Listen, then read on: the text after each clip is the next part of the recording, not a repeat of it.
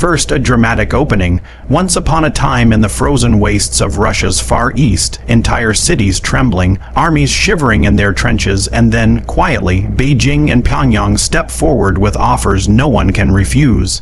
Hello everyone, welcome back to the Strike Point Media channel. Please subscribe and like my videos. Today we examine how Russia's Far East is slipping from Moscow's grip and into Xi and Kim's hands, and why Putin appears increasingly powerless to stop it. Imagine driving along a long, icy highway as the dawn breaks, the needles on the gauges flickering in the cold. That's the tone we want: stark, urgent, yet rooted in facts. Let's roll. We begin with the exterior framing of the situation, how it looks on the map, in diplomacy, in troop movements.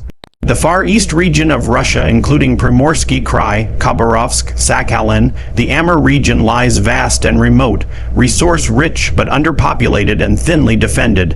As China's Belt and Road expansions press north and North Korea seeks greater leverage, Moscow's hold is strained.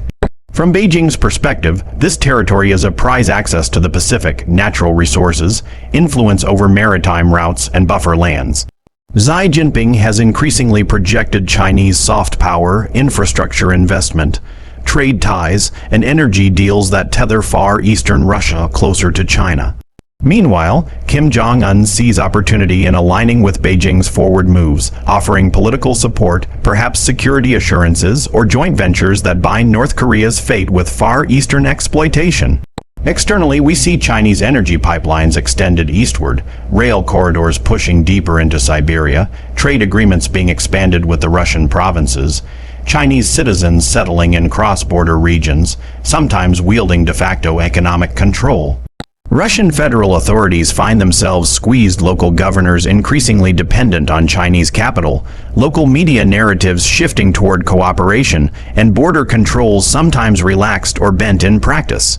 In sum, on the exterior, the outer shell of Russia's Far East is being enveloped by Chinese and North Korean influence, and Putin's ability to assert robust sovereignty is undermined by geography, distance, budget constraints, and domestic politics. Turning inward to the interior, to the human, institutional, economic, and political infrastructure of the region, that's where the heart of the story lies.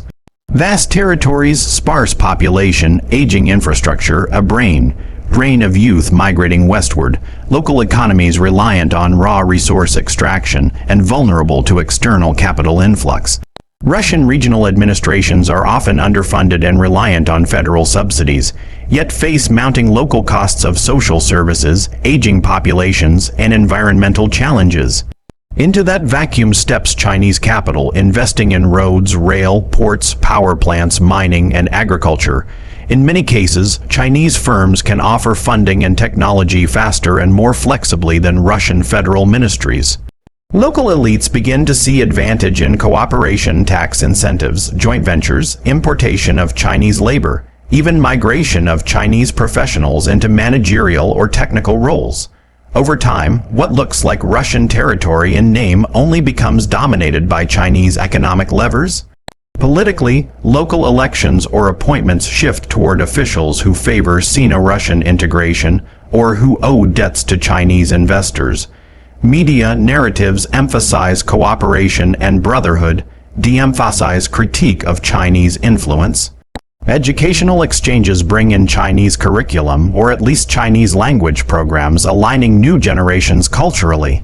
Security institutions, border guards, customs, local police are under-resourced and demoralized. If Beijing offers to modernize border controls, surveillance, or joint security centers, Moscow may reluctantly accept.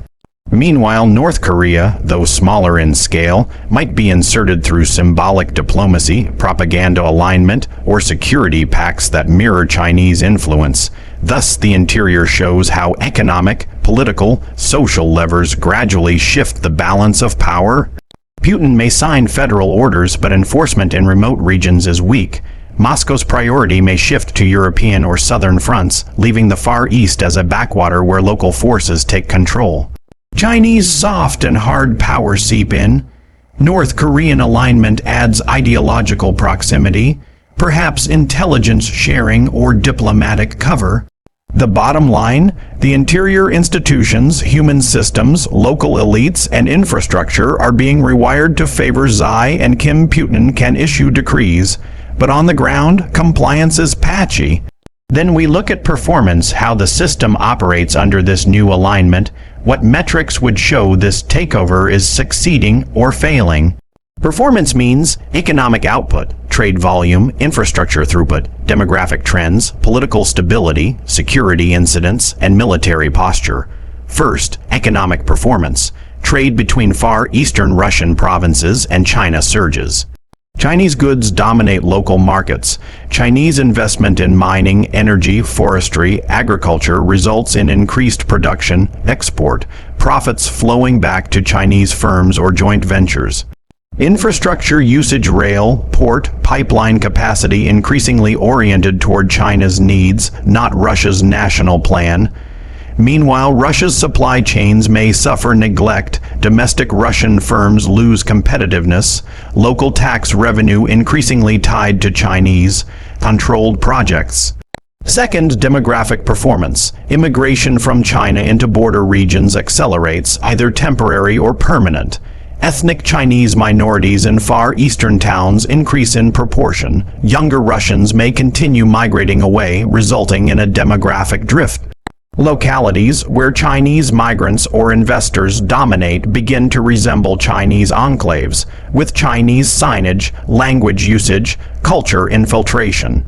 Third, political performance. Local governments cooperate closely with Chinese counterparts. Public statements praising Sino-Russian friendship become routine. Dissenting voices are marginalized. Federal Russian oversight is weakened or bypassed. Local law enforcement and administrative capacity is influenced by Chinese-funded programs or shared systems. Fourth, security and military performance. Russian border guard presence is limited. Chinese or joint security centers may be allowed. Russian military logistics to remote Far East regions are insufficient. Chinese military influence or presence may be introduced under the guise of defense cooperation, border security, anti-smuggling, anti-terrorism. North Korea may be roped in symbolically or practically in intelligence or regional alignment. If tensions arise, Moscow's ability to move reinforcements across Siberia is stretched, giving Beijing an advantage.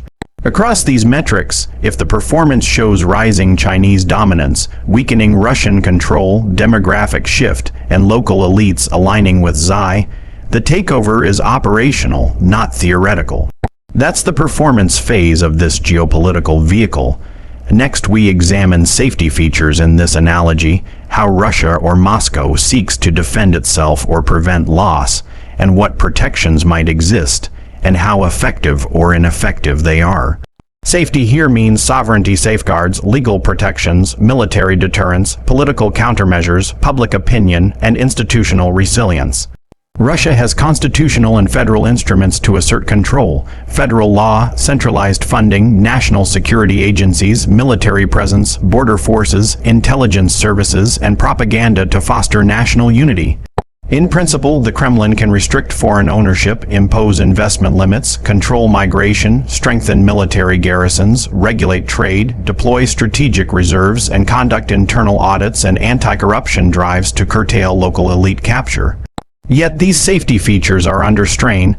The vast distances, underfunded local units, corruption, lax enforcement, competing priorities, Ukraine, domestic instability, internal political challenges, and logistical constraints limit Moscow's ability to act. Where safety measures exist on paper, on the ground they may be undercut. Federal oversight offices may be co-opted. Anti-corruption campaigns may ignore investments benefiting Beijing. Military units may be overstretched or prioritized elsewhere. Legal restrictions might be bypassed via loopholes or de facto local exceptions. Local public opinion, tired of Moscow's neglect, may welcome Chinese investment, undermining resistance. Moreover, China can counter Russian safety moves through counter-proposals, bribes, influence operations, reciprocal pressure, trade leverage, or threats of pulling back investment. Thus, Russia's safety features are present but brittle. Putin can shout that sovereignty is non-negotiable, but enforcing that across thousands of miles of barely connected territory is a Herculean task.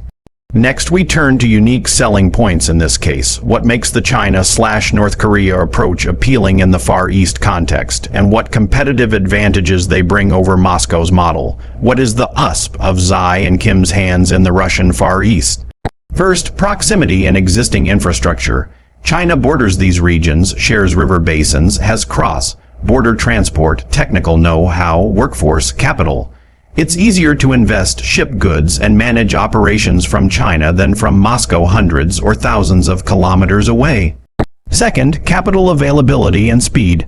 Chinese state banks and firms can deploy credit, funding, infrastructure projects quickly, with fewer bureaucratic hurdles. They pursue high-risk frontier investment, where Russian federal funding is slower or unavailable. Third, economic integration and market access. Chinese firms integrate Far Eastern projects into their broader supply chains, markets, and distribution networks. That gives local projects a ready outlet, whereas Russian domestic markets may be weak. Chinese investors also bring technology, management, and scale that Russian local firms may lack. Fourth, political backing and willingness to absorb risk. Xi's government is prepared to absorb losses for strategic gain, subsidize long-term projects, and maintain control over border regions.